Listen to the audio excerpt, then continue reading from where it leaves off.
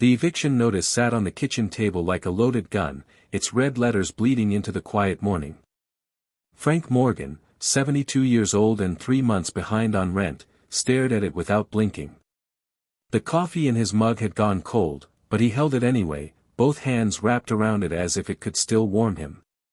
Outside, the Texas heat was already crawling up the window panes, but inside the faded little house he'd rented for over a decade, everything felt frozen.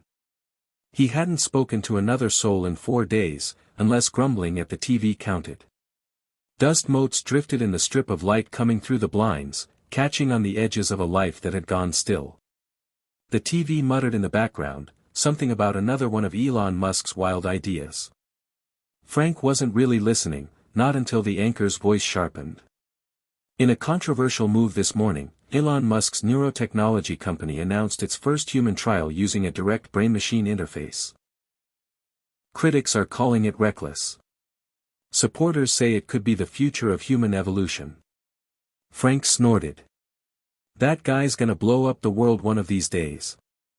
He reached for the remote, but the screen caught his eye. Musk, standing in front of a massive screen, eyes lit up, hands moving like he was building the future in midair. There was something in his face, not arrogance exactly, but this weird, wired certainty that rules were made to be broken. Frank muttered, "Damn fool," but he didn't change the channel. The camera cut to Musk speaking at a conference. "If you're not willing to risk going too far," he said, "you'll never know how far you can go." Something in Frank's chest shifted, uncomfortable and unfamiliar.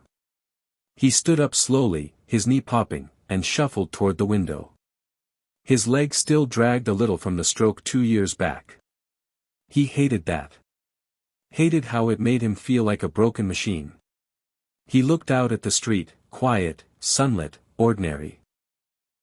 A kid rode by on a hoverboard, earbuds in, face blank.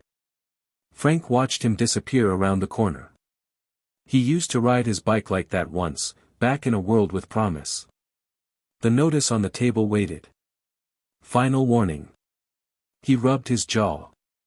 He didn't have much left, just Social Security, a bad knee, and a garage full of things he didn't use anymore. Tools from another life. Machines covered in tarps. Memories he didn't like thinking about. Frank limped toward the hallway, passing by the framed photo of his daughter on the wall. She looked about 10 in that picture, smiling beside a go-kart they'd built together in the garage. Her hair was pulled back in a ponytail, grease on her cheek, joy in her eyes. That was before everything went quiet between them.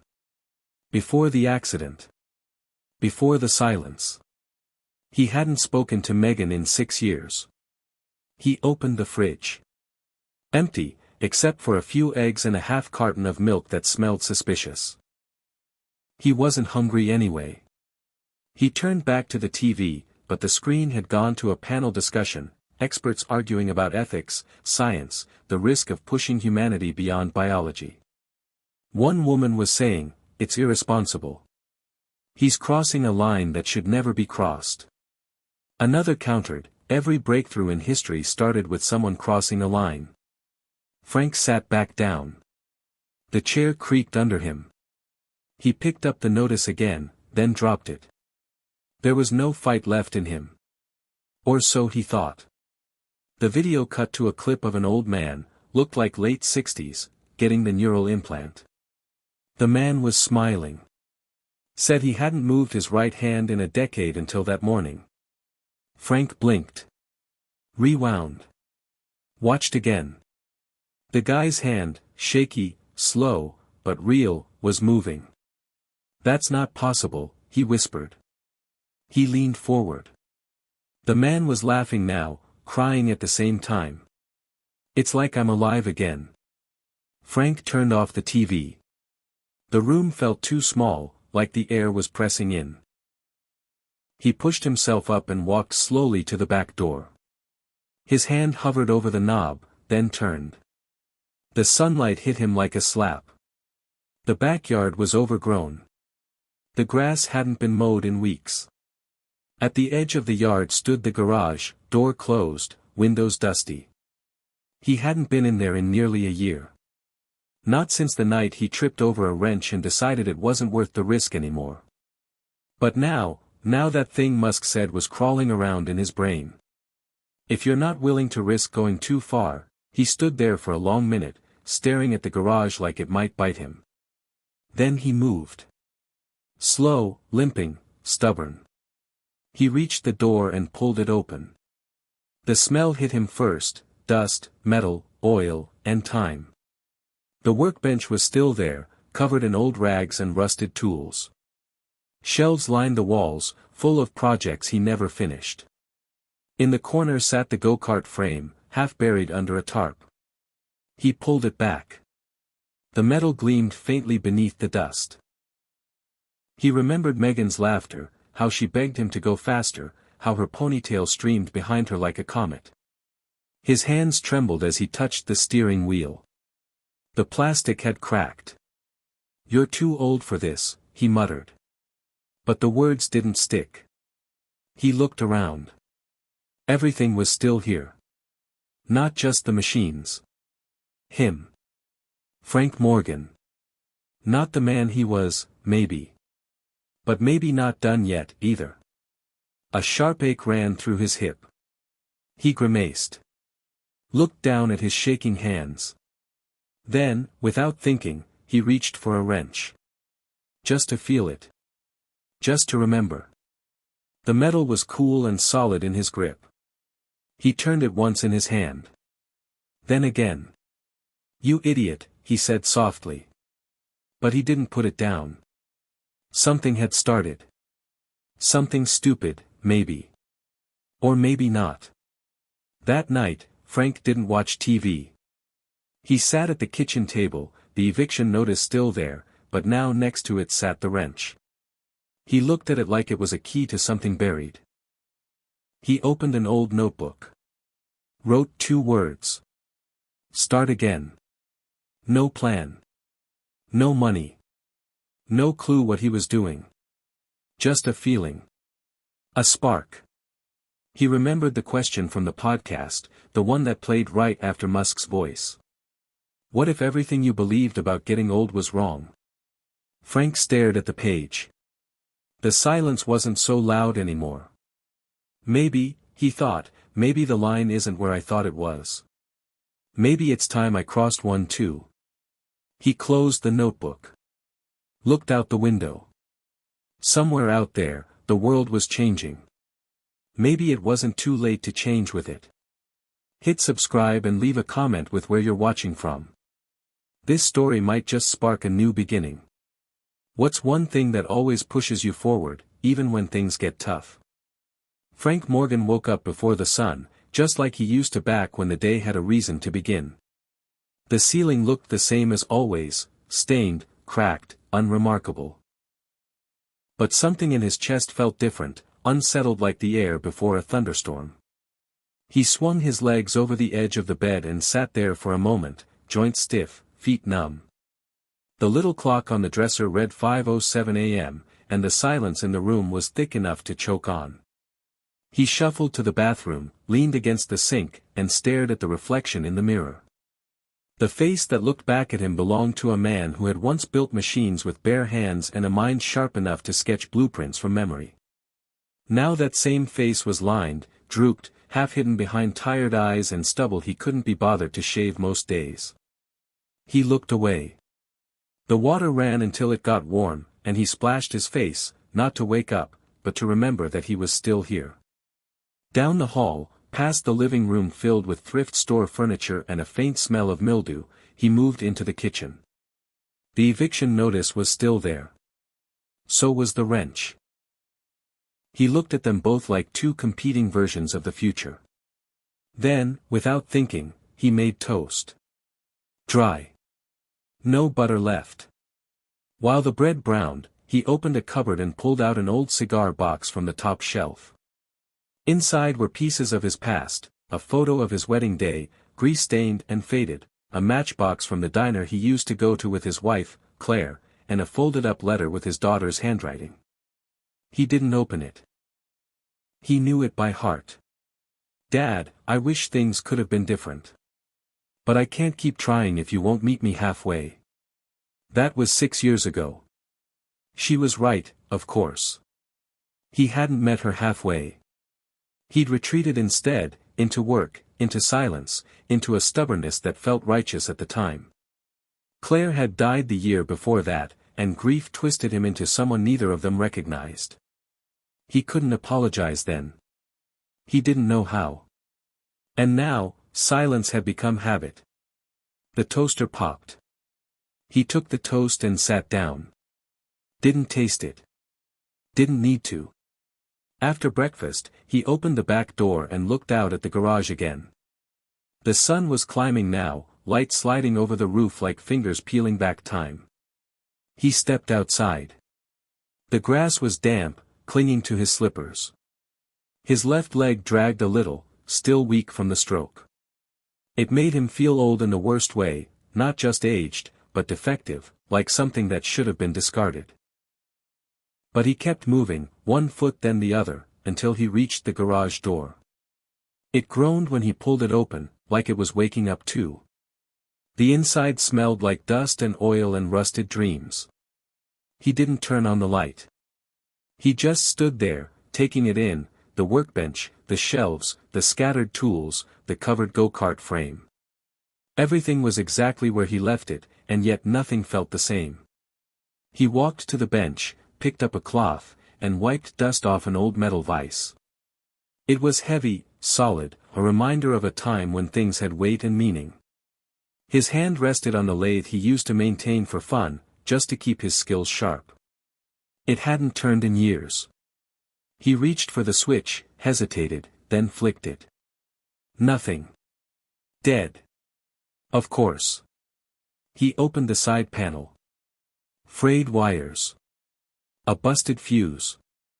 He sighed, but there was a strange comfort in the diagnosis. At least it was something he understood. He could fix this. He spent the next hour slowly sorting through parts, testing outlets, taking inventory. His hands were slower, stiffer, but the motions came back like muscle memory layered under the years.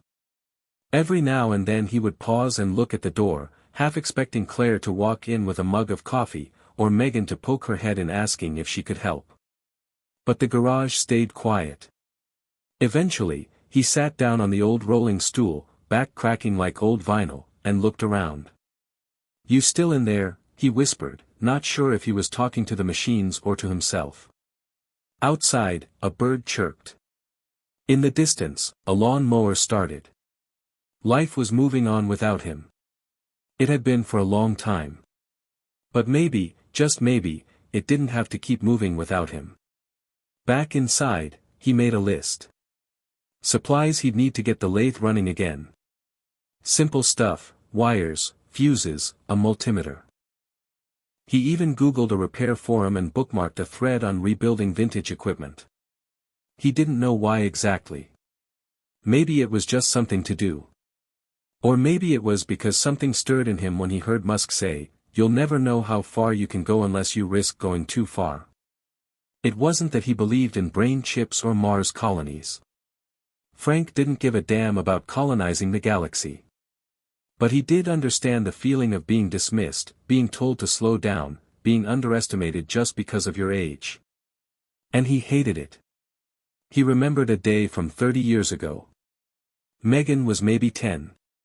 She'd come home from school in tears because a boy told her girls couldn't build things. Frank had taken her straight to the garage, pulled out scrap parts, and said, "Then let's show him how wrong he is." They spent 3 weeks building that go-kart. It didn't look pretty, but it ran, and when Megan raced it down the street with that look of pure, defiant joy, Frank felt something he never forgot, a surge of purpose, of shared creation, of proving the world wrong. That memory hit him now like a punch. He looked at the go-kart frame, still tucked in the corner. Maybe it was time to finish it. Not for her. Not yet. For himself. A test. A way to see if the man who built that could still exist. He picked up his notebook and added "go-kart rebuild" to the list. That afternoon, he went to the hardware store. The cashier, a teenager with blue hair and chipped black nail polish, glanced at the wires and fuses, then at Frank. "You doing a repair or something?" Frank nodded. "Trying to bring something back to life." The kid smiled without really understanding. "Cool. Good luck." At home, he got to work. It was slow.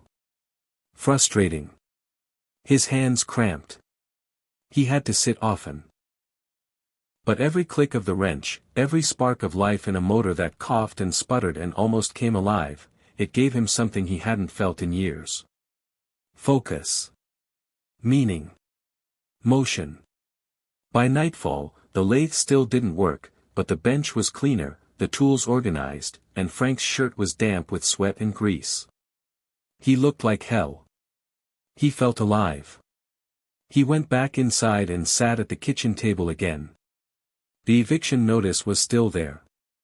So was the wrench. But now, beside them, was the notebook. A single page filled with messy writing. Tasks. Ideas. Reminders. A map out of the hole. He didn't know where it led. But it was better than staring at the walls. Before bed, he stood in front of the mirror again. The same man looked back, but maybe, just maybe, his eyes weren't quite as empty. He didn't smile. But he didn't look away, either. "You're not done," he told the reflection. "You've just been waiting for something to do." He turned off the light. Tomorrow, he'd try again. Maybe even open that letter from Megan. But not tonight. One thing at a time. The garage was waiting. So was the man he used to be.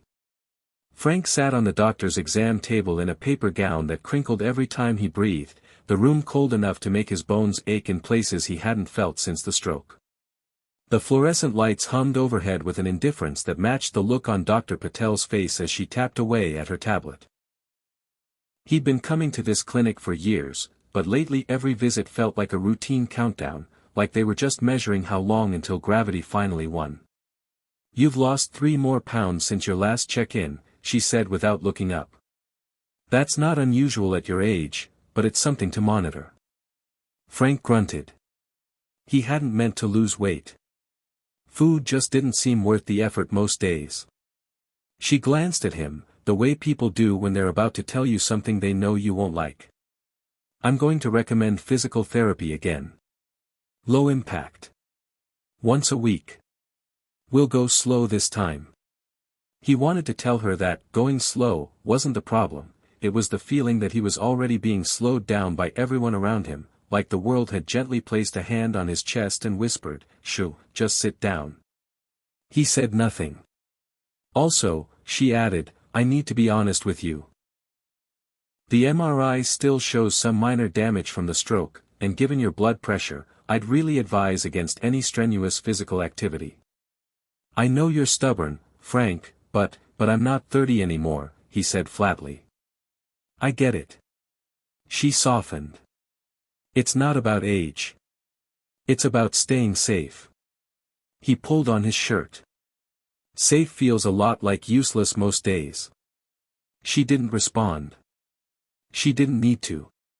He left the clinic and shuffled out into the heat, walking slower than he liked, past the pharmacy, past a mother pushing a stroller, past a teenage couple sitting on the curb staring into their phones.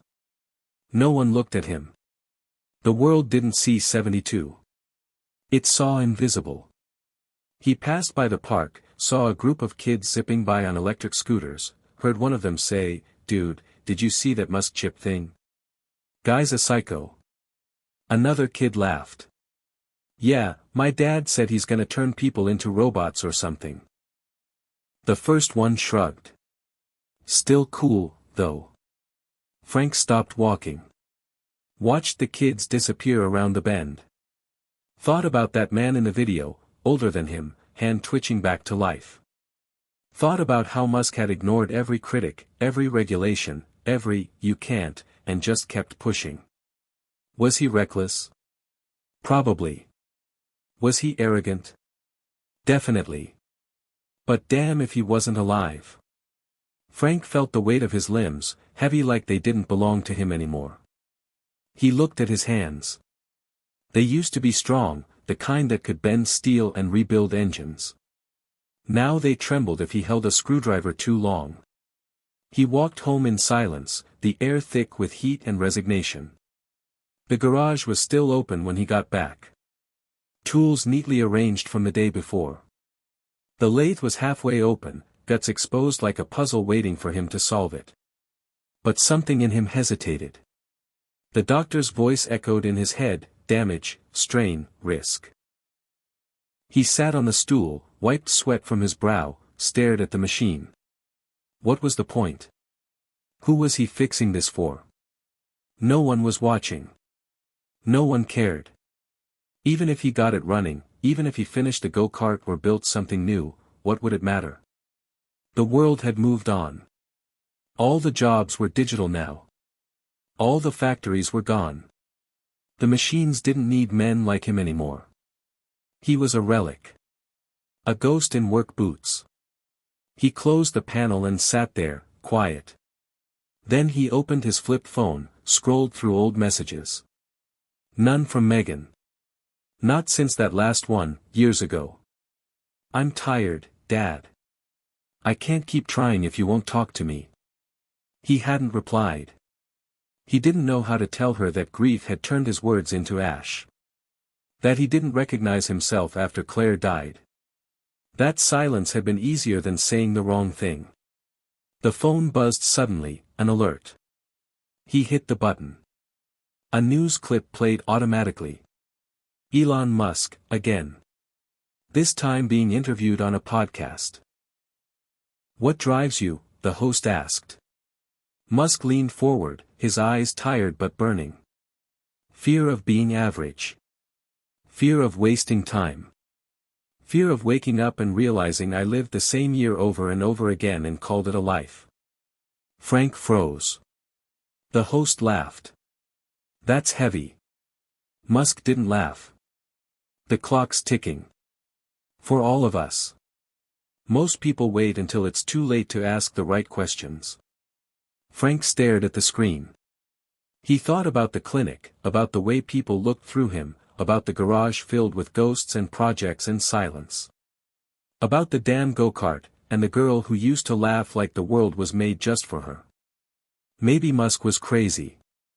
But maybe crazy was better than waiting to be erased. He got up, grabbed a pen, and wrote in his notebook, fix lathe. Rebuild go-kart. Walk every day. Reach out to Megan. He stared at the last line. Drew a line through it. Then wrote it again. Reach out to Megan.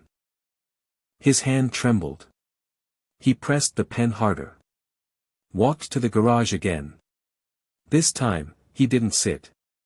He opened the panel, rewired the fuse box, double-checked the connections. The motor coughed, then sputtered, then hummed to life for exactly 3 seconds before grinding to a halt. Not perfect. But something. A sound. A sign. A spark. He laughed. Actually laughed. For the first time in weeks, maybe months. It was ridiculous. The damn thing barely worked. But it was something he did. Something he touched. Something that responded. He grabbed his phone, fumbled with the buttons, and started recording. Day 1, he said. Frank Morgan. Age 72. Former machinist. Stroke survivor. Currently arguing with a lathe that hates my guts. He paused. Smiled. We're gonna try again tomorrow. He hit stop. Saved the file. Didn't know why. Just felt like proof. The world hadn't clapped. No one had seen it. But that didn't matter. Not yet. That night, he sat on the porch as the sun went down, his body sore, hands stained, head spinning with ideas he hadn't let himself consider in years. He imagined what it would feel like to finish the go-kart, to roll it out onto the street, to send a video to Megan. Not with words. With work. With something built. Maybe she wouldn't respond. Maybe she would. But for once, the not knowing didn't hurt as much. The trying felt bigger than the fear. He closed his eyes, and for a moment, saw himself not as he was but as he could be, hands steady, back straight, daughter beside him, a machine rumbling to life beneath their feet. A second chance wrapped in metal and sweat and stubbornness. He whispered into the night, "What's the point anymore?" And for the first time, the answer didn't feel like silence.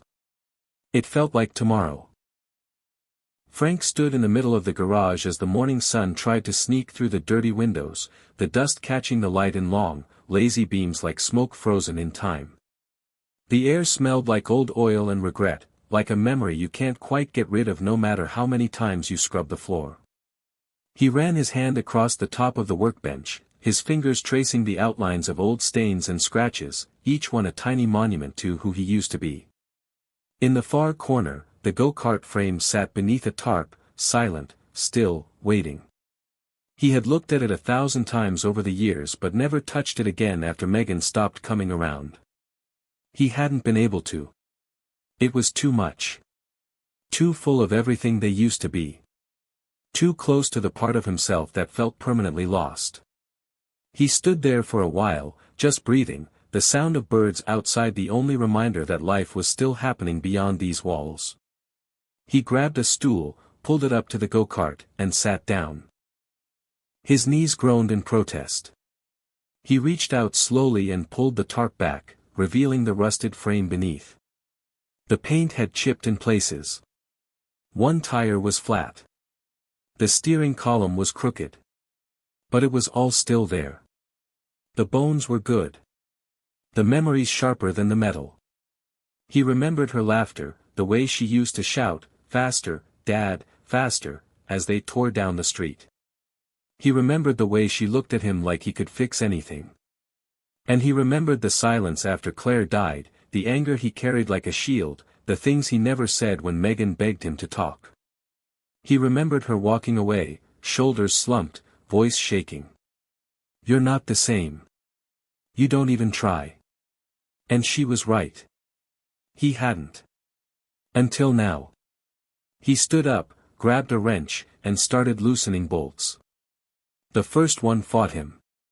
The second snapped. He swore under his breath but kept going. The work was slow, and his hands trembled, but he found a rhythm. One piece at a time. The rust gave way. The pieces came apart. He placed each one gently on the bench like a surgeon laying out tools. Around noon, he took a break and opened a dusty box labeled "Spare Parts." Inside were old bearings, some tubing, a dented carburetor, and a small plastic bag containing a spark plug Megan had signed when they finished the original build. "Best team ever, He stared at the handwriting for a long time, his throat tight. He left the plug on the bench, facing up. The afternoon light shifted. He went inside, made a sandwich with the last of the bread, and ate it standing over the sink. When he came back out, the garage felt different. Less like a tomb. More like a workshop. He turned on the little radio in the corner, the kind that only got AM stations now, and let the crackly voice of an old country singer fill the space. He worked until the sun dipped low, hands aching, back screaming. But he didn't stop. Not until he had the full cart stripped down, every part organized, every bolt accounted for. It was the first time in years that the bench had looked like something living. That night, he took a long shower, let the hot water loosen the muscles that hadn't been used in too long. He leaned against the wall and let himself cry, quietly, not for show, not for drama, but because the work had brought everything back. The years. The losses. The man he used to be. And the hope that maybe, just maybe, he wasn't gone after all. The next morning, he woke up sore but determined. He walked to the gas station 3 blocks down and bought a cheap notebook, a pen, and a bottle of water. On the walk back, his leg cramped, and he had to sit on a bench for 15 minutes before he could move again. A teenager passed by, earbuds in, barely glanced his way. Frank didn't care. He wasn't doing this for an audience. He wasn't even sure who he was doing it for yet. Maybe for himself. Maybe for Megan. Maybe just to see if he could. Back in the garage, he opened the notebook and wrote at the top of the first page, the project, day 2. He listed everything he needed. Bearings. Fuel line. New seat padding. Paint. He made a note to research small engines online, maybe even see if there was a forum where people shared designs. He remembered the words Musk had said in that podcast, about fear of being average, fear of wasting time. It echoed louder today. Not because Frank thought he'd do anything world-changing, but because he finally realized how much of his time he'd let slip by without fighting for it. The phone buzzed on the bench. He picked it up, saw a new video suggested on the homepage, another clip of Elon Musk, this time giving a speech. He tapped it. Musk stood in front of a crowd, wild-eyed, animated. People tell me I take too many risks. That I don't know when to stop. That I don't play it safe.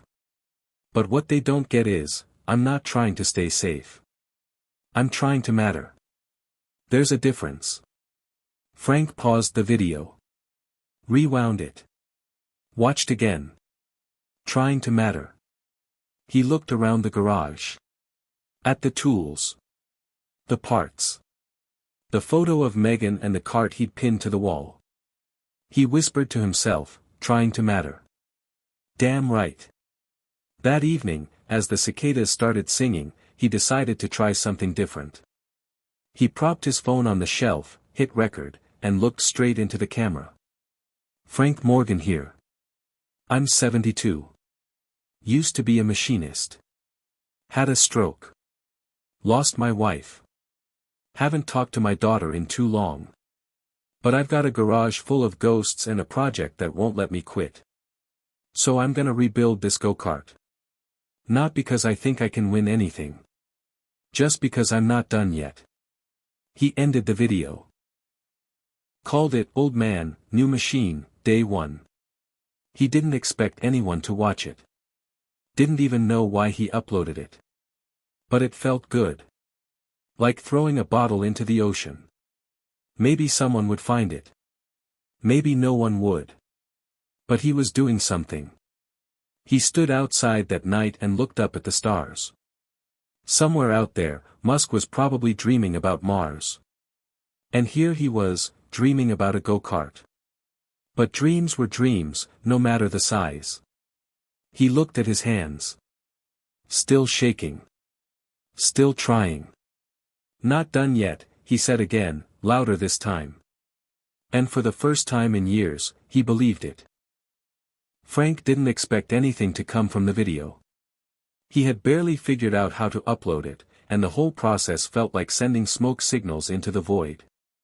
The internet, to him, was mostly noise, a place for cat videos, political shouting, and kids dancing for reasons he didn't understand. Still, there was something about hitting that upload button that felt like cracking a window open in a sealed room. He hadn't told anyone. Not the kid at the hardware store, not the clerk who gave him the knowing glance when he bought 3 cans of red spray paint, not even himself, really. He didn't expect anyone to see it. That was fine. It wasn't for anyone else. It was proof, to himself, to time, to the dust gathering on every shelf of his life, that he was still moving. Still trying. Still here. The next morning, the phone buzzed while he was tightening a bolt on the cart's rear axle. He ignored it. Probably a spam call.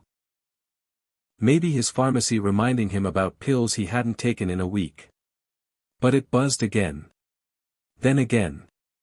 He finally wiped his hands on a rag, grumbled, and picked up the phone. Notifications. He didn't even know he had those turned on. He tapped the screen. YouTube. Comments. He squinted at the tiny text, "My grandpa passed last year. Watching this brought me to tears." Subscribed. Another one, "Man, this is the realest thing I've seen all week. Respect." Then, I'm 67 and haven't picked up a tool in 10 years. Guess what I'm doing tomorrow? Frank stared at the screen like it had just grown a second head. Dozens of comments. Then hundreds. Some from people half his age. Some from people older. A few trolls, sure, Elon fanboy alert, okay boomer, and one that just said, why is this on my feed? But the rest? The rest were like tiny lights in the dark. A man in Idaho who built a sailboat in his 70s. A woman in Florida who lost her husband and started fixing lawnmowers to cope. A 25-year-old who said, you remind me of my dad. I needed this today. Frank didn't know what to feel. He sat down hard on the garage stool and just stared at the screen until it dimmed and went dark. He turned the phone over in his hands. Then, almost without thinking, he propped it back on the shelf and hit record. Didn't expect anyone to watch that first video, he said slowly, voice gravelly from disuse and disbelief. I thought maybe one person would stumble on it. Maybe none. But I read the comments. All of them. You've no idea what that means to an old man who thought he was invisible. He paused, looked off screen, then back. Anyway, the axle's giving me hell today, but that's alright. We'll get there. Thanks for being here. He hit stop. Saved the video. Uploaded it. This time, it didn't feel like throwing a bottle into the ocean. This time, it felt like a conversation. A few hours later, someone named MetalDad59 replied with a full paragraph on how to fix the cart's alignment. Another user linked a video tutorial. Someone else offered to ship him parts. Frank didn't respond right away. He didn't know how. He wasn't good with words, and most of his life had been spent solving problems in silence, not talking about them with strangers. But eventually, he typed back, thanks. I'll give it a shot. That night, the video had 9,000 views. By the end of the week, 40,000. Then 100,000. Local news called. He ignored it. Someone from a podcast emailed.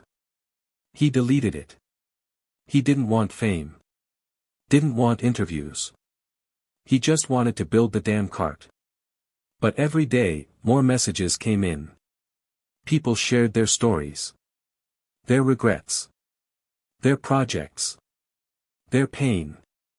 He read each one slowly, carefully, like they were sacred. Because in a way, they were. He'd lived so long inside his own silence that hearing other people's was like standing in a room full of mirrors. One night, he got a comment that stopped him cold, "Hey, Dad. Not sure if this is weird. But I saw your video. It popped up on my friend's feed. I wasn't going to watch it. But then I did. And I cried through the whole thing. I don't know if you're ready to talk. But I am. Love, Megan." He read it again. Then again. His hand trembled so badly he almost dropped the phone. The light in the garage flickered. His chest felt like it couldn't contain the sound of her name. Megan. He whispered it, like it was a prayer or a wound. He didn't reply.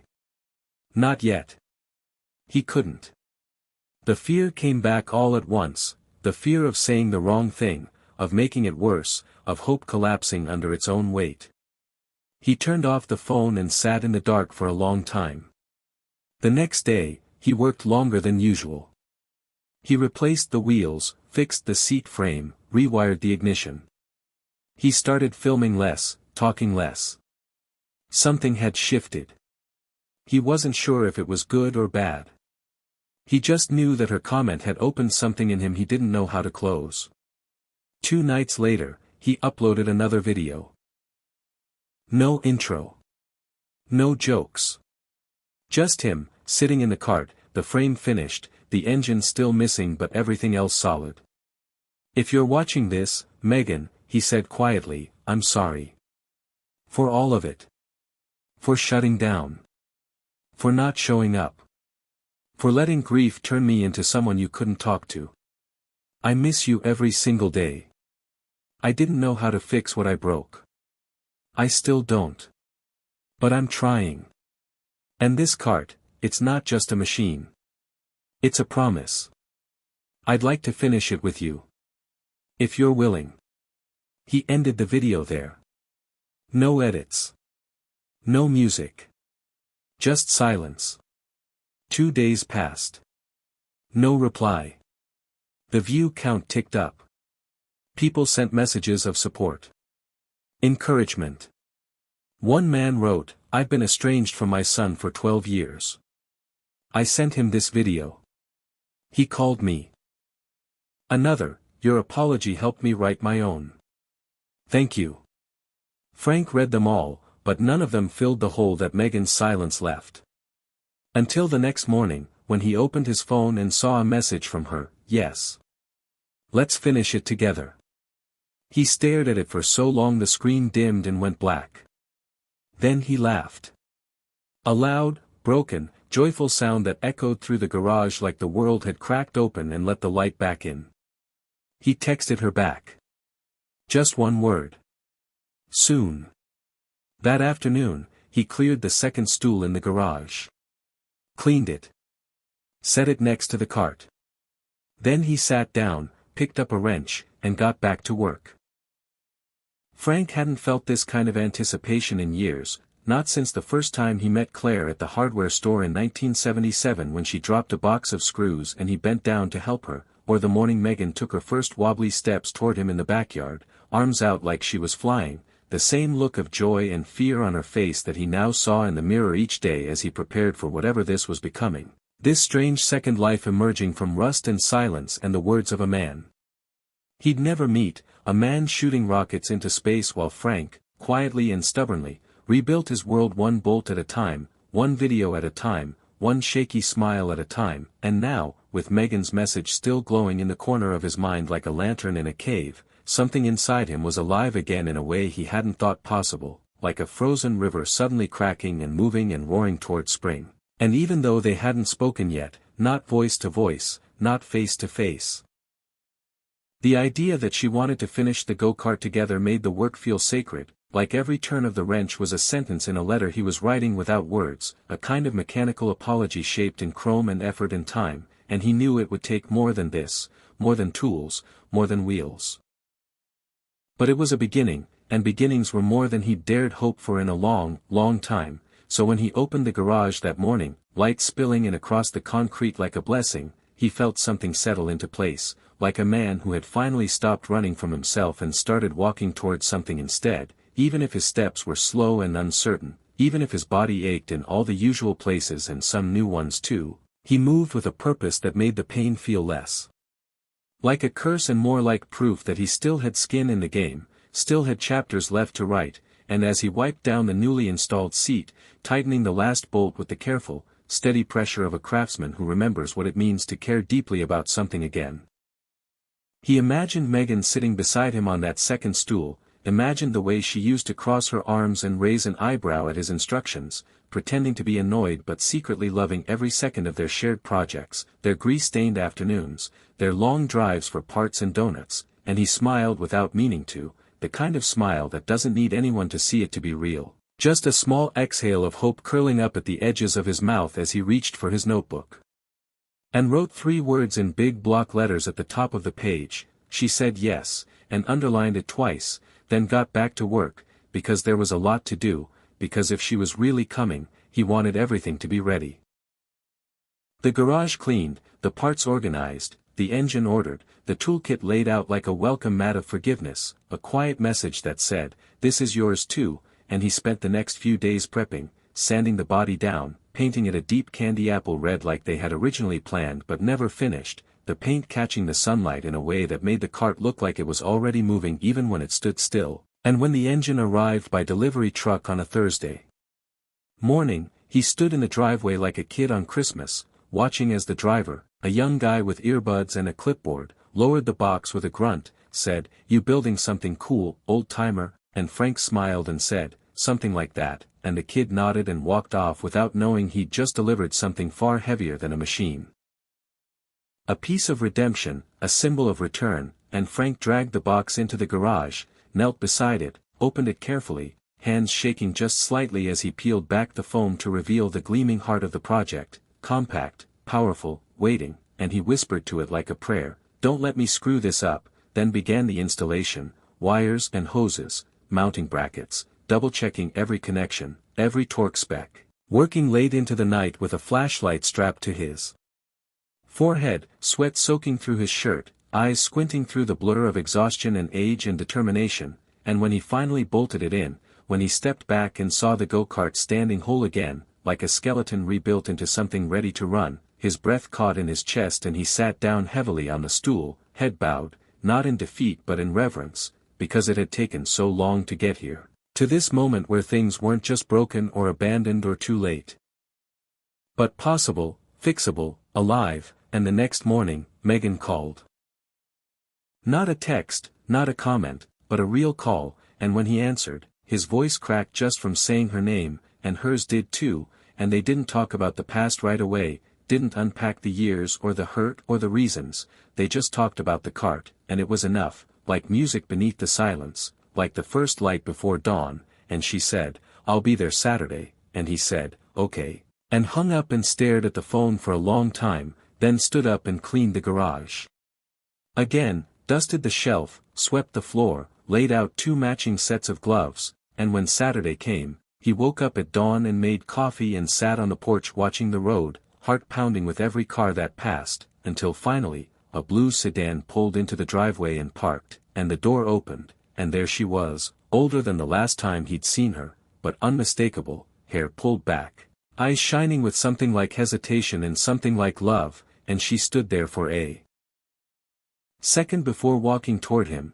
and he stood too, legs shaking not from age this time but from emotion, and she stopped in front of him and said, "Hey, Dad," and he said, "Hey, kid," and they hugged, and he felt the years fall away like dust off a shelf, and she whispered, "I missed you," and he whispered, "I'm sorry," and neither of them let go for a long time, and when they finally stepped back, she looked at the garage and said, "So, are we really doing this?" And he smiled and said, "We already are," and they walked in together, side by side, past the shelves and tools and memories, and sat down at the cart like nothing had ever broken between them, like time had waited patiently for this moment, and Frank picked up a wrench and handed it to her, and she took it without hesitation, and together, they began the final stretch, not just of a machine, but of something deeper, something that had waited quietly all this time, like a heart rebuilt.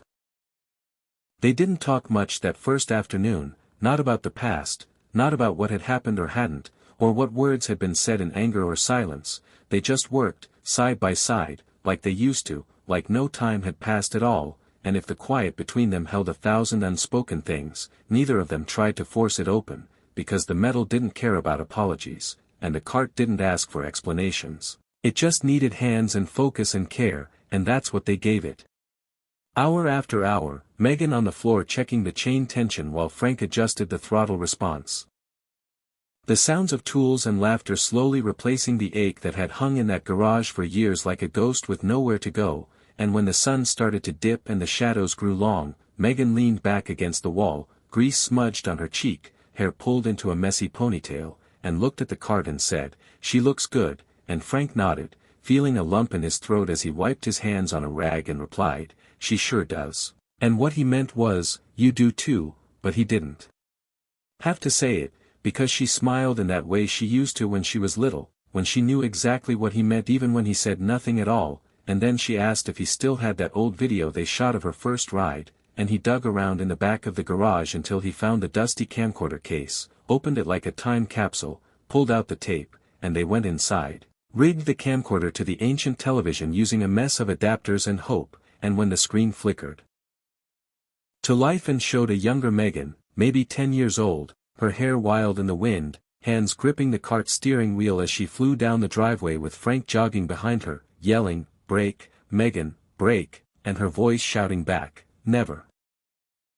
They both laughed, not because it was funny, though it was, but because it felt like a piece of their souls had been returned to them, a reminder that they had once been a team, and could be again, and when the video ended, neither of them spoke for a while, the room dim except for the blue glow of the paused screen, and eventually she said, "I thought about you a lot," and he replied softly, "Me too," and that was all they needed for now. Because the work wasn't done, and neither was the healing, but they had cracked the door open, and that was enough, so the next day they went back to the garage, back to the cart, fine-tuning the suspension and checking the steering, tightening every bolt and fitting until Frank stood back, hands on his hips, and said, "I think she's ready," and Megan raised an eyebrow and said, "Are you?"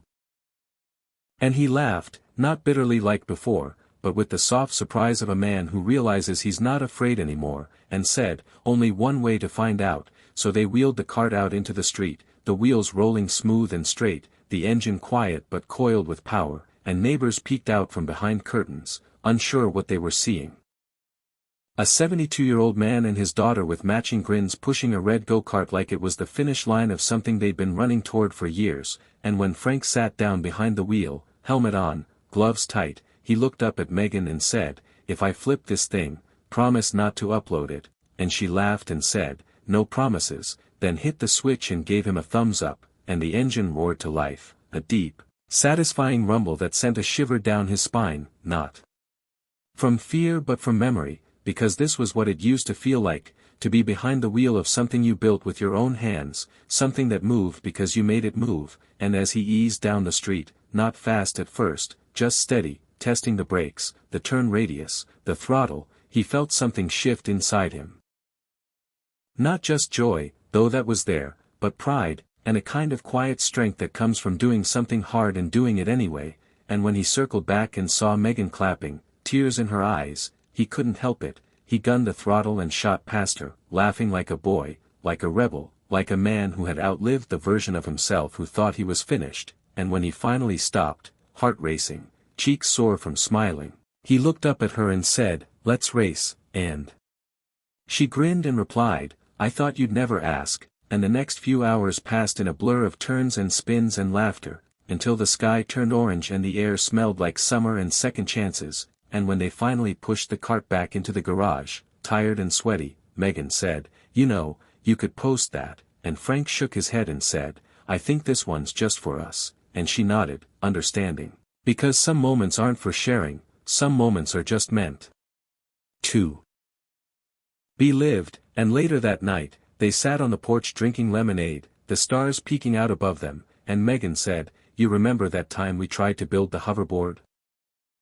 And Frank groaned and said, "Don't remind me, we nearly set the lawn on fire," and they laughed until they couldn't breathe, and eventually, when the silence settled again, it was a comfortable one, the kind that speaks for you, and Frank said, "I was scared to reach out," and Megan replied, "Me too," and he said, "But you did," and she said, "So did you," and he thought about the video, the one that started it all, and the hundreds of people who had written him since, and how it was never about going viral or being famous, it was about trying when you're terrified, about showing up when it's easier to disappear, and he looked at her and said, "Thank you," and she just nodded and leaned her head on his shoulder, and they sat like that until the porch light flickered on and the mosquitoes started biting, and even then they didn't go inside right away. Because there's something sacred about the quiet moments after the noise fades, when the work is done and all that's left is the feeling of being seen, of being known, of mattering again, and Frank realized that this wasn't just about the cart, or the channel, or even the apology, it was about remembering who he was, and who he still could be, and when he went to bed that night, knees aching and heart full, he lay awake for a long time staring at the ceiling, the words of Elon Musk from that old clip looping in his head, fear of wasting time, and for the first time, he didn't feel like he was anymore. It started with a repost, a small clip Megan had recorded during one of their practice runs, just a 28-second video of Frank in the red go-kart, flying down the street with a grin stretched across his face like he was outrunning age itself, the caption simple, "My dad, 72, rebuilt the go-kart we built together when I was 10. After years of not speaking, we fixed more than just the wheels." She posted it to her own account, not thinking much of it, just a quiet tribute to a moment she never thought she'd have again, but by the time she'd poured her second cup of coffee that morning, the video already had over 10,000 views, and by lunch, it had crossed 300,000, and the comments section was flooded with hearts, tears, and stories, strangers confessing regrets, sharing pictures of their own dads, recounting their own losses and reconciliations, and Frank, who didn't even know what going viral meant, just blinked at the number on the screen while Megan sat beside him explaining what a duet was, what a reaction video looked like, and who these influencers were stitching his clip with words like, "This is why we need to talk to our parents," and "The internet needs more men like Frank," and it was strange, surreal, overwhelming, but strangely not frightening, because for once the attention wasn't hollow. It was real people seeing something honest, something raw, and responding to it with more than likes or views. They were responding with truth, and that's what got to him, not the numbers or the headlines or the articles that started to pop up. 72-year-old goes viral for go-kart redemption story, estranged father and daughter reconnect through wrenches and forgiveness, Elon Musk quote sparks late life transformation. But the quiet messages buried beneath the noise, the ones that sounded like they came from the same place he'd once lived, the woman who hadn't spoken to her father since her wedding day, the man who'd lost his son to an argument about nothing and didn't know how to take the first step back, the teenager who said she never saw old people do anything brave until now, and that's what humbled Frank more than anything, that somehow, in just trying to fix what he'd broken, in just trying to feel useful again, he had given someone else the permission to do the same, and it hit him late one night, alone in the garage, the glow of his phone lighting up a new batch of messages from names he didn't know, people he'd never meet, all thanking him for just being himself, and he leaned against the workbench, heart heavy in a good way, and thought of Claire, and wondered what she would have said if she saw all this, if she'd tease him about being an overnight celebrity or cry the way she used to during movies with happy endings, and he whispered into the quiet, "You'd like this, wouldn't you?" and imagined her smile in the shadows, and the next morning, when Megan showed him the email from the local news station asking for an interview, he groaned and said, "Do I have to wear a tie?" And she laughed and said, "Only if you want to scare people," and 2 days later, they sat together on the couch with a camera crew in the living room, lights too bright and microphones clipped awkwardly to their shirts, and Frank answered questions as best he could, voice soft but steady, telling the story not like a man chasing attention but like someone who finally had something worth saying, and when the interviewer asked, "What would you say to people who think it's too late to change?" Frank looked straight at the lens and said, "I'd say maybe you're just waiting for a reason to matter again, and the thing is, you don't need anyone's permission," and Megan looked at him like she was seeing her father again for the first time in decades, and the interview aired that night, then syndicated, then spread like wildfire, and suddenly people were sending letters, not just emails, real handwritten letters. To a P.O. box Megan set up for him, thick envelopes full of family photos, journal entries, thank you notes in shaky cursive and colored pencil drawings from kids who wanted to build something with their grandparents now, and Frank read every one, sometimes twice, sometimes out loud, and he'd sit in the garage at dusk with the letters in his lap, the red cart gleaming behind him, and just breathe it in, the quiet gratitude, the unexpected grace, and one night, after finishing a video update titled, "The cart is done, but the journey's not," where he thanked his viewers and followers and reminded them to build something, even if it's just a better version of yourself, he got a message that made him drop the phone, an official-looking account with a blue checkmark, a DM that simply said, "Hi Frank, Elon saw your story and wanted to reach out personally. If you're open to it, he'd love to send you something. Let us know where to ship." And Frank blinked at the screen like it had just spoken in another language, and Megan, standing behind him, gasped and said, "Oh my God," and for a long time he didn't say anything, just stared, then finally muttered, "That can't be real," but the verification badge didn't lie, and a few days later, a large wooden crate arrived by courier with no return address except the symbol of SpaceX burned into the side, and inside was a custom-machined plaque that read, "To Frank Morgan, proof that time doesn't run out, it just waits for you to start." Elon Musk, along with a small framed photo of a Tesla Roadster floating in space and a note, "You reminded me why I started building things. Thank you for not quitting." And Frank stood there holding the photo, tears streaming down his face, not because he idolized Musk, not because of the fame or the plaque, but because the spark that had started in the bottom of a lonely garage had somehow reached the man whose quote lit the fuse, and it felt like something had closed in the best possible way, a circle of meaning, a reminder that sometimes the smallest act of courage, picking up a wrench, uploading a video, sending a text that says, "I'm sorry," can echo far beyond what you ever imagined. And that night, as he sat on the porch with Megan, the stars bright and scattered like glitter above them, he looked over at her and said, "You know, this isn't about Elon." "Not really," and she nodded and said, "No. But it started with him," and he smiled and added, "Started with you, too," and she leaned her head on his shoulder again, and for the first time in years, maybe ever, Frank felt like a man who had done something not just good, but true. And the world, somehow, had noticed. Fame, Frank quickly realized, wasn't what he thought it would be. The flood of messages, interviews, and new followers brought warmth, yes, but also a strange kind of pressure, like suddenly standing on a stage you didn't ask to be on, with an audience that expected you to be perfect or profound or inspiring all the time. Some days, he woke up with his heart pounding in his chest, wondering if he could keep this up, if the spark that started in the garage was going to flicker out under the weight of expectation. It wasn't just the outside world that questioned him anymore, it was the voice inside his head, whispering that maybe he was a fraud, that maybe this was just a lucky moment, a one-time thing that wouldn't last, that he'd go back to being invisible soon enough. Megan saw it before he did, the way his smile would sometimes fade when he read a harsh comment or the way he'd hesitate before hitting record on a new video. "Dad, you're doing more than most people twice your age," she said one morning, as they sat at the kitchen table, the sun streaming in but the shadows of doubt still lingering. "But I get it. You're scared." He nodded, grateful for her honesty, but he knew the fear was deeper than that. It was fear of failing not just himself, but the people who had reached out, who were counting on him in some way he didn't fully understand yet. So he started to dig in, harder than before, not just fixing the cart or filming videos, but learning about the tech behind social media, watching Elon Musk's interviews with renewed curiosity, trying to understand how the man kept pushing through failure and criticism without losing his fire. He discovered a quote Musk had said once during a tough time. "When something is important enough, you do it even if the odds are not in your favor." That line stuck with Frank like a lifeline. It wasn't about winning or being perfect. It was about the stubborn refusal to quit. And so, despite the creeping anxiety, despite the nights spent staring at the ceiling wondering if anyone really cared beyond the numbers on a screen, Frank kept going.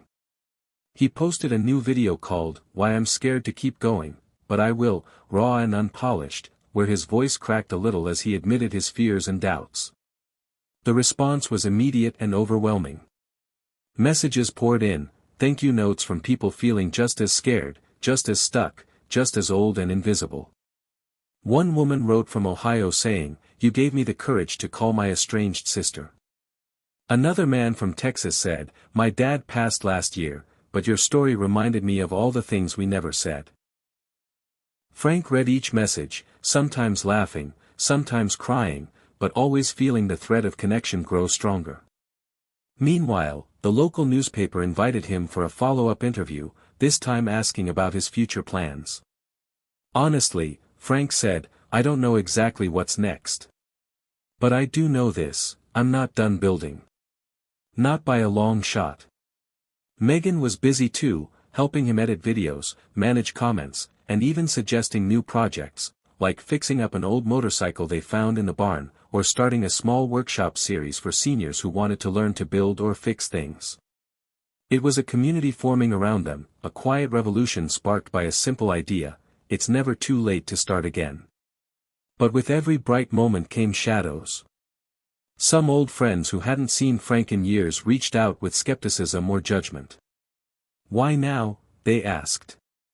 "What's the point at your age?" Those words stung.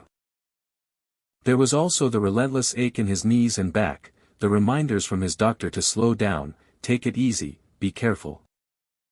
Society seemed to want to put a ceiling on him, to draw lines in the sand and say, "Here's where you stop." But Frank, inspired by Musk's relentless breaking of boundaries, whether with rockets or electric cars, refused to be boxed in.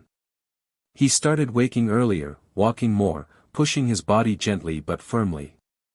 He knew he wasn't going to run a marathon, but he could build endurance in his own way.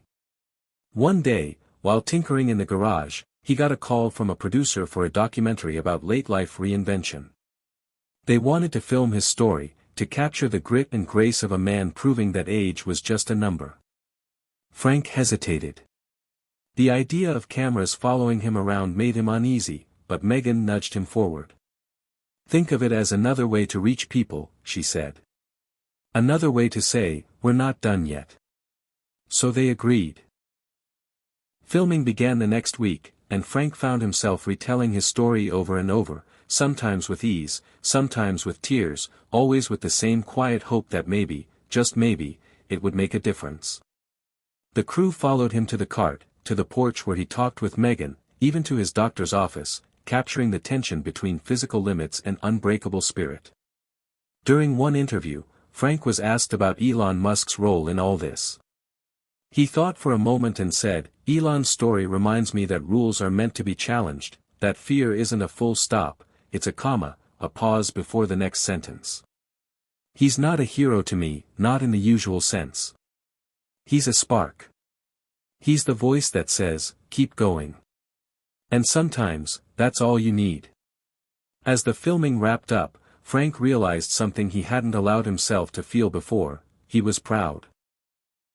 Not proud of the video going viral, not proud of the recognition, but proud of himself for stepping into the unknown, for facing the fear that had held him prisoner for decades, for choosing hope over despair. And that pride gave him a new kind of strength. It was the fuel that pushed him to try harder, dream bigger, reach further. One afternoon, after a long day of filming, Megan and Frank sat on the porch watching the sunset bleed colors across the sky. Frank reached into his pocket and pulled out the plaque from Elon Musk, tracing the words with a finger. "You think he knows what this means to me?" Megan smiled softly. "I think he knows exactly." Frank looked out over the quiet street and said, "I'm not done yet. Not by a long shot." And in that moment, beneath the fading light, it was clear that Frank Morgan was just getting started. Hit subscribe and leave a comment with where you're watching from. This story might just spark a new beginning. What's one thing that always pushes you forward, even when things get tough? Frank's phone buzzed late one evening, the screen lighting up with a number he hadn't seen in years, a name he thought he'd buried deep in his memory: Lisa, his youngest daughter. His heart skipped, and 1,000 emotions flooded him all at once: regret, hope, fear, disbelief. They hadn't spoken since the bitter argument at her wedding, a fallout sparked by old wounds and years of silence. For so long, Frank had thought that door closed forever. But here it was, a chance to try again. He hesitated, his thumb hovering over the answer button, feeling the weight of every missed birthday, every unspoken apology. Finally, he swiped, and her voice, tentative but unmistakably hers, came through the speaker, fragile yet full of possibility. "Dad," she said. The single word was a lifeline, a bridge over years of distance. They talked long into the night, starting with small things: the weather, the garden, a new recipe Megan tried, then slowly peeling back layers of pain and misunderstanding. Frank listened more than he spoke, realizing how much he'd missed, how much he still didn't know about his daughter's life, her struggles, her dreams. Lisa shared stories of her own fears of becoming irrelevant, of feeling left behind in a world that seemed to move too fast, and Frank recognized the same loneliness he'd felt for years. But amidst the shadows, there was light, a shared desire to rebuild, to forgive, to reconnect. Over the following weeks, their calls became more frequent, tentative plans for a visit slowly taking shape. Megan watched the change with a mixture of awe and relief, seeing her father open his heart in ways she hadn't thought possible. The family, fractured for so long, was beginning to knit itself back together. Meanwhile, Frank's story continued to inspire, reaching farther than he ever imagined. Invitations arrived to speak at community centers, senior groups, even a tech conference where the youngest audience member was half his age. Each time, he told his story not as a hero's tale but as a journey of courage and persistence, encouraging others to take the first step no matter how late it seemed. At one event, a young man approached him afterwards, eyes wide with admiration. "You remind me of Elon Musk," he said. Frank laughed, shaking his head. "I'm just a guy who refuses to give up." But inside, he felt a kinship with that relentless spirit, the same fire that had ignited his own transformation. One afternoon, as he worked on a new project, a solar-powered bench for the local park, Frank reflected on the journey that had brought him here. The fear, the doubt, the heartbreak, and the unexpected kindness of strangers. The world had a way of surprising you when you dared to step forward. And then came an invitation that stunned him, a personal letter from Elon Musk himself, inviting Frank to visit SpaceX headquarters in California. The letter spoke of respect and admiration, a desire to meet the man who had shown the power of starting over at any age. Frank shared the news with Megan, who was equally amazed and nervous. The trip was a leap into the unknown, a chance to stand where innovation and dreams collided. When the day arrived, Frank boarded the plane with a mixture of excitement and apprehension, leaving behind the familiar streets of their small town for the buzzing energy of the Space Center. Walking through the sleek corridors of SpaceX, surrounded by engineers and rockets that seemed to defy gravity, Frank felt a profound sense of possibility. Elon Musk greeted him warmly, not as a celebrity but as a fellow builder and dreamer. They talked for hours about failure, fear, and the relentless pursuit of purpose. Elon shared stories of his own struggles, the nights filled with doubt, the moments when quitting seemed easier. But through it all, the message was clear. It's never too late to cross the line, to break the mold, to reach for something beyond what others say is possible. Inspired by the visit, Frank returned home with renewed vigor, ready to push further, to build more, to live louder than ever before. The past had called, but the future was answering, bold, bright, and waiting. Back home from California, Frank felt like he carried a new kind of electricity in his bones, the kind that buzzes when you know the world has more to give and you're finally ready to take it. The visit to SpaceX wasn't just a trip, it was a turning point. Elon's words echoed in his mind, "It's never too late to cross the line, to break the mold." Frank had spent decades believing his best days were behind him, but now, with that fire rekindled, he saw possibility where once there was only resignation. He returned to his garage with a determination that surprised even Megan. Instead of tinkering alone, he invited a few neighbors, older folks like himself, some rusty but willing, to join him. They called themselves the Second Wind Workshop. It wasn't just about building things, it was about reclaiming purpose, proving to themselves and the world that age was no cage. The group met every Saturday, turning the old garage into a hub of creativity, laughter, and sometimes, frustration. They worked on projects ranging from solar panels to electric bikes, sharing stories as they welded, hammered, and designed. One afternoon, while helping to rewire a battery pack, Frank's friend Joe, a retired engineer, suggested they tackle something bigger. An electric vehicle adapted for seniors. A car designed not just for mobility but for independence and dignity. The idea caught fire. They sketched designs, researched components, and pooled their savings to buy parts. Frank, with his growing confidence and the spark from Elon's example, led the effort. The community watched with curiosity and growing excitement. Word spread, and soon local news came to film the progress, capturing the spirit of reinvention that radiated from the garage.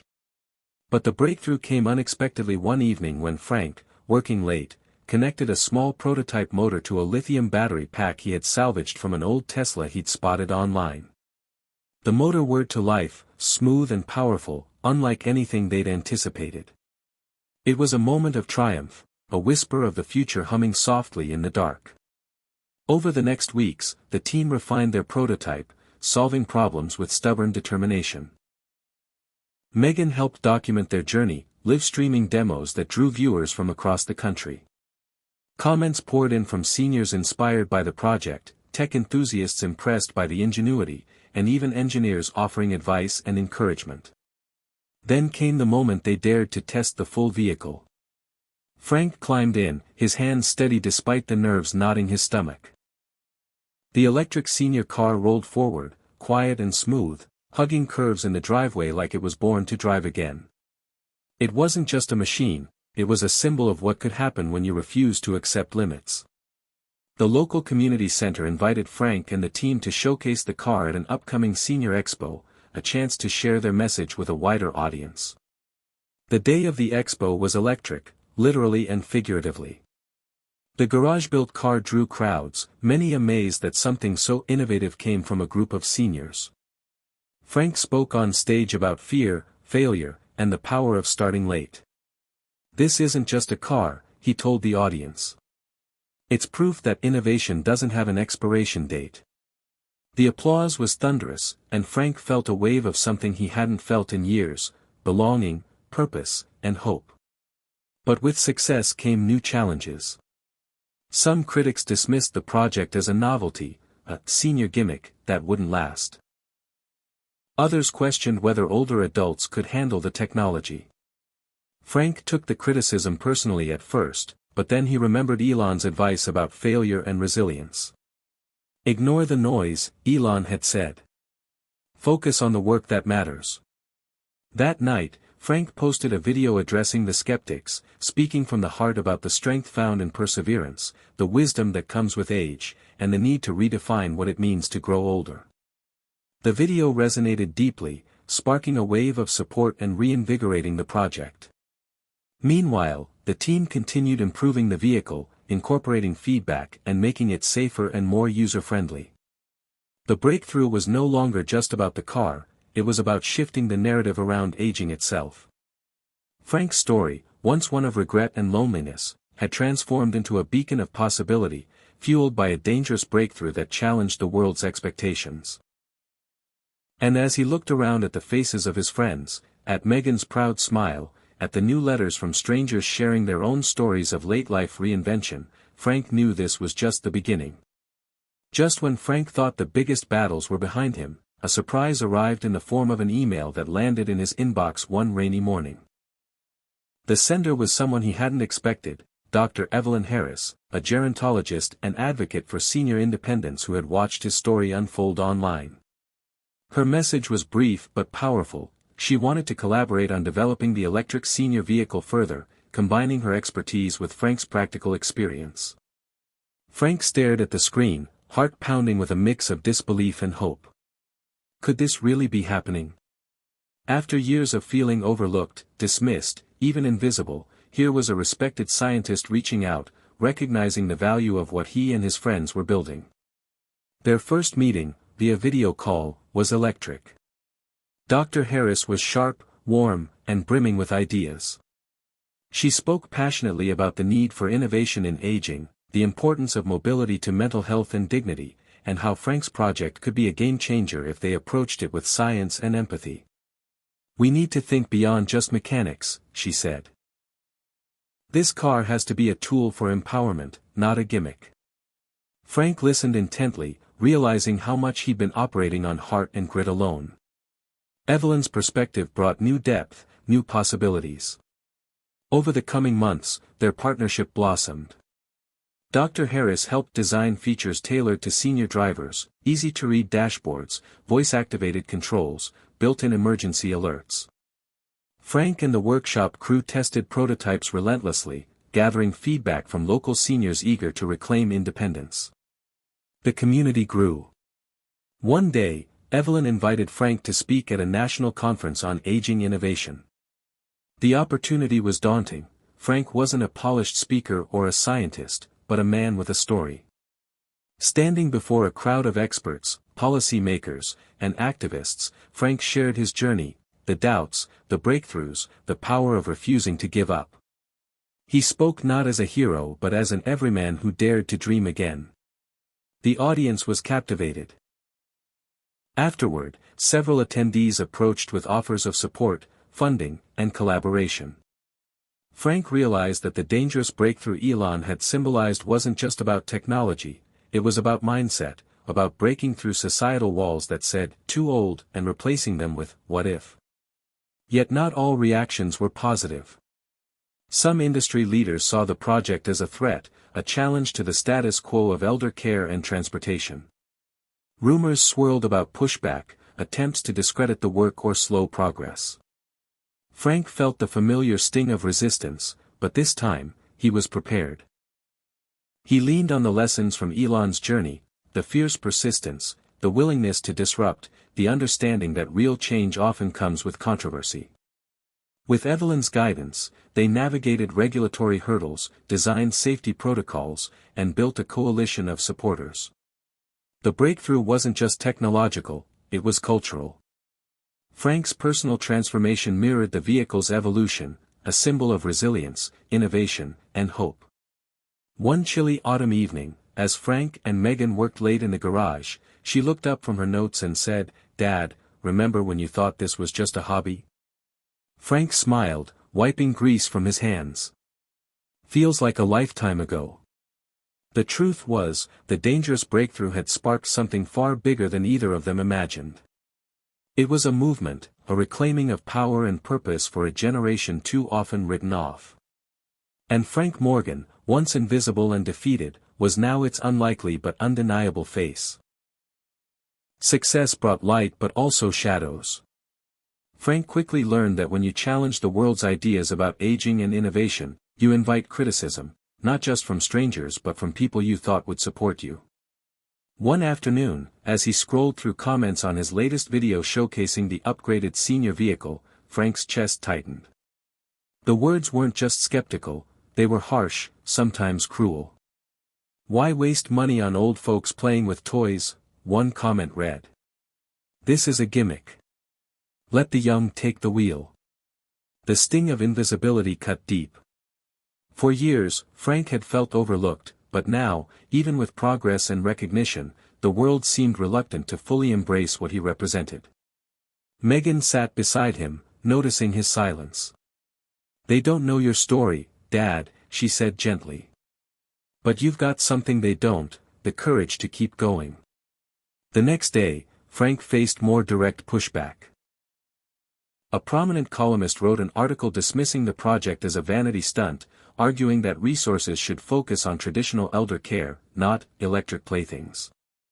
The piece sparked heated debate, with some agreeing and others fiercely defending Frank's work. The controversy was exhausting but also clarifying. It forced Frank to dig deeper, to reaffirm why this mattered beyond the noise. One night, after a long day of meetings and interviews, Frank sat on his porch and looked up at the stars. He thought about Elon Musk, how often the visionary faced ridicule before revolutionizing industries. That resilience, that stubborn refusal to quit, was what Frank now needed to embody. The next morning, he posted a new video, raw and unfiltered. He spoke directly to the critics and supporters alike. "This isn't about toys or vanity. It's about dignity, freedom, and proving that age is not a limit but a challenge to be met head-on." The response was immediate and overwhelming. Messages poured in from seniors sharing stories of renewed independence, of hope rekindled. Some young viewers admitted they hadn't considered the challenges of aging until Frank's story made it real. The video became a rallying cry, a reminder that progress often meets resistance but can't be stopped by it. Energized, Frank and the team doubled down on their work, incorporating feedback to make the vehicle safer and more accessible. Dr. Evelyn Harris helped them develop training programs for users, ensuring confidence behind the wheel. They partnered with local health agencies and senior centers to spread the word and build trust. Meanwhile, Frank's relationship with Lisa deepened. She came to visit more often, sometimes joining the workshop, sometimes just sitting quietly as Frank shared his latest ideas. The wounds of the past weren't gone, but the bridge was strengthening, built on shared purpose and newfound respect. One afternoon, Lisa surprised him with a gift, an old photo album filled with memories, faded but precious. As they flipped through the pages, Frank realized that healing wasn't just about words but about connection, about showing up even when it's hard. As winter approached, the project caught the attention of a national foundation focused on aging innovation. They offered a grant to help bring the vehicle to market, a validation of years of work and struggle. But with funding came new pressures. Deadlines, investors, and the constant balancing act of staying true to their mission while navigating the business world. Frank found himself stretched thin, but Megan reminded him to focus on the why. "Remember what started this," she said. "It wasn't the money or the recognition. It was the fire to keep going." Late one night, after a particularly grueling day, Frank sat quietly in his workshop, surrounded by tools and half-finished parts.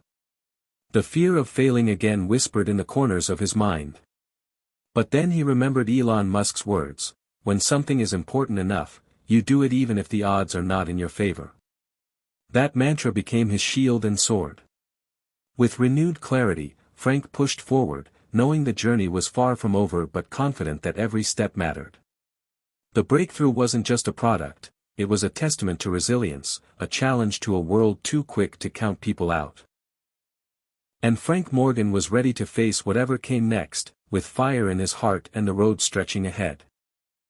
The garage that once echoed only with the sound of tools and quiet determination now buzzed with energy, laughter, and the hum of possibility. Frank looked around at the faces gathered there, friends, neighbors, strangers drawn by the story of the electric senior vehicle and what it represented. What had started as a small group of hopefuls had grown into a community bound by a shared mission, to redefine aging on their own terms. The local news caught wind of this movement and sent a reporter to cover the workshop's weekly meeting. Cameras rolled as Frank demonstrated the latest upgrades, showing off the intuitive voice commands and safety features that made the car accessible to seniors with varying abilities. The story aired that evening, shining a light on the unexpected innovation brewing in a small-town garage. Messages poured in from all over the country. Seniors inspired to start their own projects, families searching for ways to support aging loved ones, and even younger people eager to learn from this new wave of creators. The community was no longer just local, it was spreading like wildfire. Frank realized that this was more than a product launch or a tech breakthrough, it was a cultural shift. For decades, society had written off older adults as passive, obsolete, or dependent. But here, in this workshop filled with wrinkled hands and bright eyes, a new story was being told. It was a story of strength, creativity, and refusal to fade away quietly. At one gathering, a woman named Helen shared her own struggle with mobility and the isolation it brought. She spoke with tears in her eyes about how the project gave her hope to reclaim freedom, to visit friends and parks again without relying on others. Frank felt the weight of those words, the tangible proof that their work mattered. With every story shared, the resolve of the group grew stronger. Meanwhile, Megan worked tirelessly behind the scenes, setting up an online forum where seniors from across the nation could connect, exchange ideas, and support one another. The virtual community blossomed quickly, a digital extension of the garage's spirit. Discussions ranged from tech tips to recipes to personal triumphs, a testament to the power of connection at any age. Yet, despite the momentum, challenges persisted. Funding pressures mounted, regulations tightened, and skepticism lingered in certain corners. But Frank and his team learned to navigate these obstacles with grace and grit, leaning on the community they had built for strength. One memorable moment came during a town hall meeting when a local council member stood up to voice concerns about safety and the impact on traditional transportation services. Frank listened carefully, then responded not with anger but with understanding and data gathered from their rigorous testing. He invited the council to visit the workshop, to meet the seniors behind the project and see firsthand how serious and capable they were. That invitation softened many minds and opened doors for cooperation rather than conflict. The breakthrough was no longer dangerous because it was reckless, it was dangerous because it challenged deeply held beliefs and forced society to reconsider who deserves innovation and independence. As spring approached, the team announced plans for a public demonstration, a ride day where seniors could test drive the vehicle in a controlled, supportive environment. The event drew crowds from neighboring towns, local officials, and media outlets eager to witness this new chapter in aging. The day was electric with excitement and nerves. Helen, Frank, and several others took turns behind the wheel, their smiles wide and eyes bright. For many, it was the first time in years they felt truly free on the road. Watching from the sidelines, Megan felt tears prick her eyes, tears of pride, hope, and gratitude. This was what her father had been fighting for all along. As the sun set over the town, Frank stood beside the vehicle, reflecting on the journey. From lonely beginnings to a movement that had touched thousands, the breakthrough had sparked something far greater than a machine. It had sparked a revolution of spirit, proving that life after 65 was not a decline but a new frontier. And as the community rose together, Frank knew this was just the beginning of a legacy that would inspire generations to come.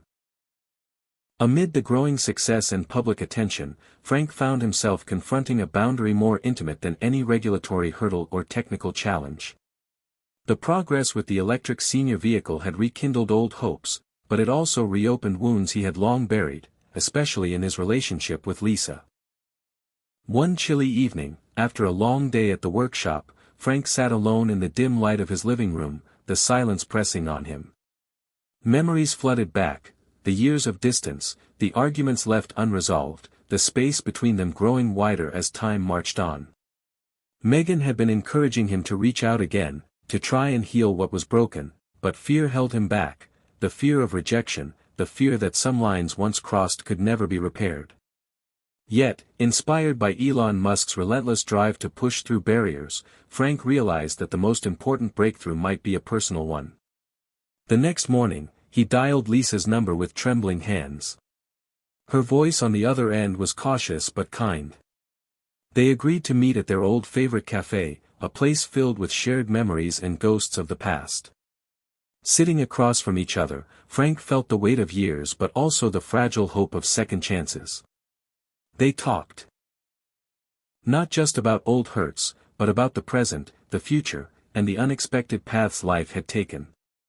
Frank shared his journey with the vehicle project, how it had given him a purpose he thought lost forever. Lisa listened, sometimes smiling, sometimes silent, but always present. The conversation wasn't perfect, there were pauses, moments of tension, but also a quiet understanding growing between them. Over the following weeks, their meetings became more frequent. They revisited old photo albums, laughed at forgotten stories, and slowly began to rebuild a bridge. Frank knew this process required patience and humility, virtues Elon Musk embodied in his own way, failing forward, learning, adapting. Through this personal breakthrough, Frank felt a healing power that went beyond the project. It was about reclaiming connection and forgiveness. Meanwhile, back at the workshop, the project continued to evolve. Frank found renewed energy in balancing his personal life with the movement they had started. He shared with Megan that healing wasn't just about fixing machines, it was about fixing hearts too. One afternoon, Lisa surprised him by showing up at the workshop with a batch of homemade cookies, ready to lend a hand. The community welcomed her warmly, and for the first time in years, Frank felt truly whole. The breakthrough on the road and the breakthrough in his heart intertwined, each fueling the other. Yet, Frank knew that many others faced similar battles alone, their personal lines unspoken, their stories untold. Inspired by his own journey, he began to advocate openly about mental health and reconciliation for seniors, using his platform to encourage others to take that difficult first step. The media took note of this unexpected depth to Frank's story, the courage to confront not only societal challenges but deeply personal ones. The breakthrough had grown beyond technology, it was now a movement for emotional as well as physical liberation. As spring turned to summer, Frank and Lisa attended a community event together, smiling and walking side by side, a testament to the power of crossing lines that once seemed impossible. In a quiet moment, Frank thought about Elon's words, "If you're trying to create a better future, you have to be willing to break through the barriers holding you back." That truth echoed in every aspect of his life now, a dangerous breakthrough that no one could take away. Just when Frank thought the movement was settling into a steady rhythm, the media spotlight shifted into overdrive, thrusting him and the electric senior vehicle into a whirlwind he hadn't fully anticipated. It began with a viral video, footage of Helen, a spirited 72-year-old, confidently navigating the streets in the vehicle, smiling wide, her laughter infectious. The clip caught the attention of a popular news outlet, which ran a feature story praising the innovation as a revolution for aging Americans. Overnight, Frank's quiet garage workshop became the focus of national headlines. Journalists called, TV crews showed up unannounced, and social media buzzed with both praise and scrutiny. At first, Frank felt exhilarated, grateful that the message was reaching so many. The breakthrough he and his community had fought for was finally being recognized. But with fame came the harsh glare of the spotlight's scrutiny. Reporters grilled Frank on everything from safety concerns to funding sources. Critics questioned whether this technology was a distraction from more serious elder care issues. Some accused Frank of exploiting seniors' vulnerability for publicity. The barrage was relentless, and at times, overwhelming. Frank found himself caught between excitement and exhaustion, pride and self-doubt. He remembered Elon Musk's public struggles, the controversies, the setbacks, the fierce debates. Musk had never shied away from the storm but had learned to harness it, using criticism as fuel to push harder. Drawing strength from that example, Frank doubled down. He arranged interviews where he spoke openly about the challenges faced by seniors, the need for innovation, and the importance of dignity and independence. He invited skeptics to visit the workshop and meet the people behind the project. Slowly, perceptions began to shift. One particularly pivotal moment came during a live TV debate. Frank was asked how he could be sure the vehicle was safe enough to trust seniors on the road. Calm and steady, he explained the rigorous testing, the input from medical experts like Dr. Evelyn Harris, and the community feedback loop that ensured continual improvement. He shared personal stories of users reclaiming their freedom and joy. His authenticity resonated with viewers. Behind the scenes, Megan and Lisa managed the growing demands of media and public appearances, helping Frank stay grounded. Megan reminded him to take breaks and focus on the core mission, while Lisa's steady presence offered comfort during the most stressful days. The media storm also brought unexpected allies, advocacy groups, tech innovators, and even a few policymakers who saw the potential to reshape aging policy through projects like Frank's. Invitations to speak at conferences and panels followed, each one a chance to spread the message wider. Yet, amidst the acclaim, Frank never forgot the risks Elon Musk embodied, the idea that crossing lines meant facing opposition, that breakthrough came with danger. He prepared for setbacks, knowing this was only the beginning. One evening, after a particularly tough interview, Frank sat alone in the garage, the hum of tools long silent. He reflected on the journey, from a lonely man doubting his worth to a catalyst for change recognized nationwide. He thought about Elon Musk's voice echoing in his mind, "Failure is an option here. If things are not failing, you are not innovating enough." That night, Frank understood that the media storm was not a threat but a test, a sign they were pushing boundaries and challenging old narratives about aging. The breakthrough was dangerous precisely because it dared to disrupt comfortable assumptions and force a reckoning. And Frank Morgan, once forgotten and dismissed, was ready to meet the storm head-on, driven by a fire no criticism could extinguish.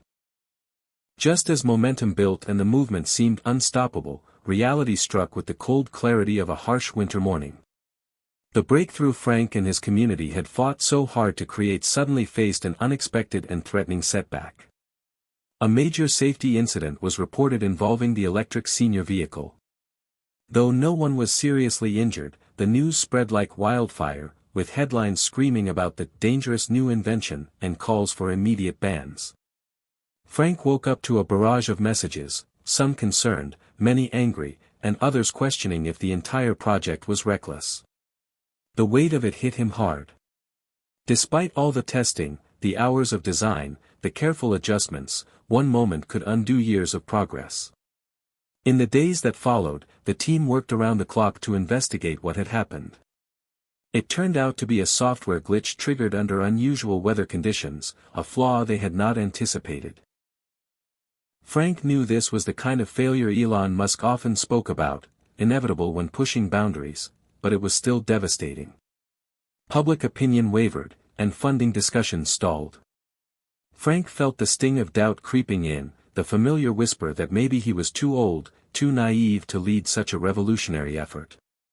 Megan, ever his anchor, reminded him of the bigger picture. "Failures don't define us," she said firmly. "It's how we respond that matters." Together with Dr. Evelyn Harris, the team designed a rapid response plan, upgrading the software, increasing safety protocols, and launching a transparent communication campaign to regain trust. Frank personally reached out to Helen and others involved, reassuring them and thanking them for their courage. The setback tested more than the project, it tested Frank's resilience. He found himself revisiting Elon Musk's journey for inspiration. How Musk faced near bankruptcy, public ridicule, and catastrophic failures but used each as a stepping stone to success. One late night, exhausted but determined, Frank recorded a heartfelt video. He spoke honestly about the incident, the pain of seeing their work questioned, but also the unwavering belief in the mission. He called on the community to stand together, to see failure not as an end but as a necessary step on the road to breakthrough. The video struck a chord. Messages of support flooded in, reminding Frank that he was not alone. Slowly, trust began to rebuild. The team's transparency and swift action reassured users and partners alike. Regulatory bodies lifted bans after reviewing the enhanced safety measures. Frank realized that the setback, while painful, had strengthened the movement's foundation. It forced them to be better, safer, and more thoughtful. In private moments, Frank reflected on the lessons learned. Not just about technology but about courage, humility, and the power of community. The breakthrough was not a straight line but a rugged path, marked by risks and rewards. And as spring turned toward summer, Frank felt a renewed sense of purpose. The dangerous breakthrough was still alive, more resilient, more real, and he was ready to lead it into the future. After weathering the storm of the setback, Frank found himself standing at the edge of a new horizon. The journey that had begun in a quiet garage had transformed into something far bigger, a movement reshaping how society viewed aging, innovation, and purpose. The experience had deepened Frank's understanding that breakthroughs were not just technological leaps but emotional revolutions. He had come to see that true transformation required confronting fear, embracing failure, and daring to imagine a future that defied expectations. One morning, as dawn painted the sky with soft hues of orange and pink, Frank walked through the town's park, feeling the crisp spring air fill his lungs. The vibrant life around him. The children playing, couples strolling, seniors chatting on benches, reminded him why the project mattered. It wasn't just about building a vehicle, it was about reclaiming the simple joys of freedom, connection, and dignity. Frank's workshop buzzed with new energy as the team prepared for the next phase, scaling the technology to reach communities across the country. They partnered with nonprofits and healthcare providers, ensuring the vehicle would be accessible to those who needed it most. The community forum Megan had started grew exponentially, a digital village where stories, support, and ideas flowed freely. One afternoon, Frank received an invitation to speak at a major conference on aging and technology. Standing on stage before a packed auditorium, he shared his story, not as a perfect success but as a testament to perseverance, the power of second chances, and the refusal to accept society's limits on age. His words resonated deeply with the audience, many of whom saw themselves reflected in his journey. Back home, Lisa and Megan joined Frank in celebrating the moment. The family, once fractured by silence and distance, now stood united by hope and shared purpose. Yet, Frank knew that the road ahead held new challenges. Innovation demanded continuous evolution, and societal change was never easy. But with every obstacle came an opportunity to redefine what it meant to grow older. Inspired by Elon Musk's relentless pursuit of the impossible, Frank embraced the unknown with courage. He reflected on the breakthrough that had once seemed dangerous and reckless but had become a beacon for millions. We were never too old, Frank thought. We were just waiting to believe it ourselves. As the sun set over the town, casting golden light on the faces of those gathered in the workshop, Frank felt a profound sense of peace. The journey was far from over, but the new horizon stretched wide and inviting, full of promise and possibility. Together, they would cross it, boldly, bravely, and with hearts ablaze. The impact of Frank's breakthrough extended far beyond the walls of his workshop and the streets of his small town. What began as a personal mission had ignited a ripple effect across the nation, transforming not just how seniors moved but how they saw themselves. News outlets picked up stories from other communities adopting Frank's model. Neighbors building their own versions of the electric senior vehicle, families reconnecting over shared projects, and seniors discovering renewed purpose in the twilight years of their lives. In one poignant letter, a retired teacher named James wrote to Frank, explaining how the vehicle helped him visit his estranged daughter for the first time in years. "It gave me a second chance," James wrote. "You gave me hope when I thought it was gone." The ripple grew to include policymakers who began to reconsider laws about aging, mobility, and independence. Grants and funding poured into programs encouraging innovation for older adults. The cultural narrative started to shift, inspired by the example of a man who refused to be sidelined by age. Frank's community became a beacon, a case study in resilience and reinvention. Workshops, forums, and conferences sprouted nationwide, each echoing the core message: it's never too late to cross the line and claim your power. Yet, amidst the growing recognition, Frank remained humble. He knew that the breakthrough was not about fame or fortune but about awakening a dormant force within each individual, the courage to fight for one's dignity and dreams, regardless of the years behind them. At home, Frank found comfort in the simple routines, sharing meals with Lisa and Megan, tending to the garden, and reflecting on the journey. The breakthrough had brought healing in unexpected ways, restoring relationships and renewing faith in the future. On a quiet evening, as the sun dipped low and painted the sky in fiery reds, Frank sat on the porch with Lisa. They talked about the road behind and the path ahead, grateful for the twists and turns that had led them here. "You changed everything," Lisa said softly. "Not just the vehicles, but the way we live our later years."